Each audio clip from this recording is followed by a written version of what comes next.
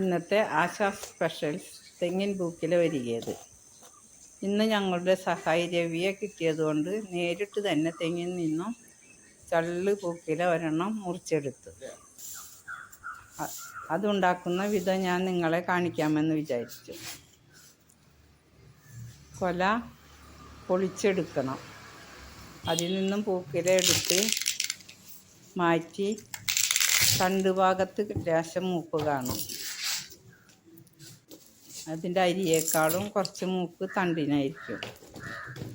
അതൊക്കെ ഒരു പാത്രത്തിലേക്ക് അരിഞ്ഞ് ചെറുതായിട്ട് ഇട്ട് ചള്ളായതുകൊണ്ട് കൈകൊണ്ട് തന്നെ ഒടിച്ചൊടിച്ചിടുക.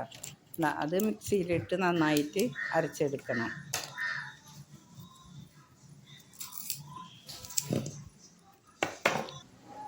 അതിലേക്ക് വേണ്ട ഇൻഗ്രീഡിയൻസ്: ജീരകം, ഏലക്കായ, ശർക്കര നീര്, 3 നാളികേരത്തിൻ്റെ പാല്, 2 ഗ്ലാസ് അരി വെള്ളത്തിലിട്ട് കുതിർത്തി അരച്ചത്, പൂക്കില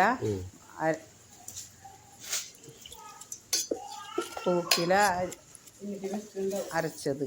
മിക്സിയിലിട്ട് നന്നായിട്ട് തരി പോലും ഇല്ലാതെ അരച്ചെടുക്കണം. നൈസായിട്ട് വെണ്ണ പോലെ അരച്ചെടുക്കണം പൂക്കില, അല്ലെങ്കിൽ കടിക്കും പൂക്കിലത്. ഇത് അരി അരച്ചത്, പച്ചരി 2 ഗ്ലാസ് പച്ചരി 3 മണിക്കൂർ വെള്ളത്തിലിട്ടിട്ട് അതും കൂടി ചേർക്കണം.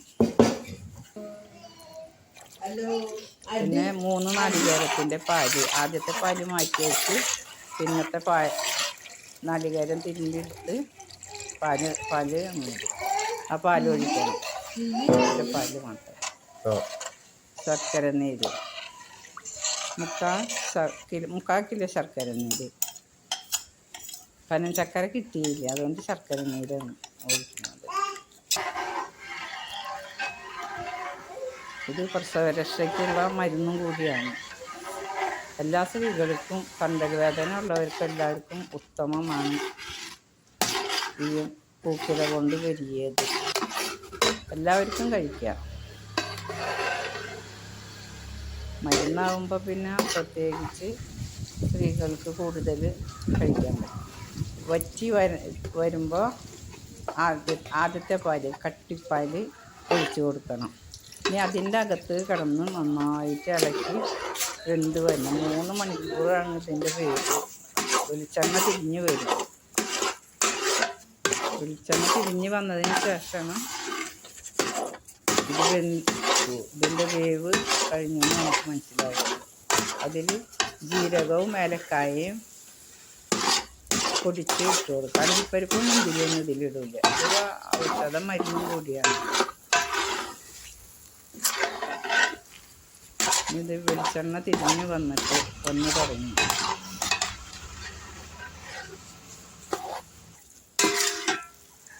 ഇത് ചുരുക്കിയിട്ടല്ലേ നിങ്ങളെ കാണിക്കുന്നത്. 3 മണിക്കൂർ വേണം ഇത് തീയടപ്പിൽ വെച്ച്. എല്ലാം റെഡിയായി. വെളിച്ചെണ്ണയ്ക്ക് നന്നായിട്ട് തിരിഞ്ഞ് വന്ന് നിങ്ങൾക്ക് കാണാൻ പറ്റാമോ? അതൊരു സ്റ്റീൽ പാത്രത്തിലേക്ക് ഒരു ഇല കൊണ്ട് നന്നായിട്ട് അമർത്തുക. എന്നെ സഹായിച്ച ഒരു ചേച്ചി കൂടി ഉണ്ടായി.